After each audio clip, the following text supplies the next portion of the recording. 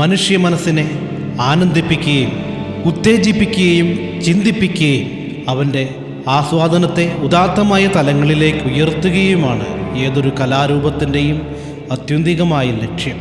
ആധുനിക മനുഷ്യൻ്റെ ചരിത്രം തൊട്ടിങ്ങോട്ട് വിവിധ കലാരൂപങ്ങൾ അവൻ്റെ കൂട്ടിനുണ്ടായിരുന്നു.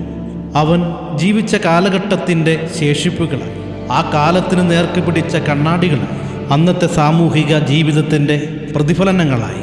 കഥകളി, കൂടിയാട്ടം, കൂത്ത്, കൃഷ്ണനാട്ടം, ഓട്ടൻതുള്ളൽ, മോഹിനിയാട്ടം, കേരള നടനം തുടങ്ങി തെയ്യം വരെ എത്രയോ കലാരൂപങ്ങൾ മലയാളത്തിൻ്റെ സ്വന്തമാണ്. തികച്ചും ദ്രാവിഡമായ തെയ്യങ്ങൾ ഒരു ദിവസത്തേക്കെങ്കിലും അവർണ്ണൻ ദൈവമാകുന്ന ഉജ്ജ്വലമായ സങ്കല്പമാണ്. കടും വർണ്ണങ്ങളിൽ കാഴ്ച വിസ്മയം തീർക്കും ഓരോ തെയ്യക്കോലവും. കുട്ടിച്ചാത്തനും ഗുളികനും അഗ്നികണ്ഠാകർണനും ഓരോ തെയ്യാട്ടത്തിന് പിറകിലുമുണ്ട് ഓരോ കഥകൾ, ഓരോ വിശ്വാസങ്ങൾ.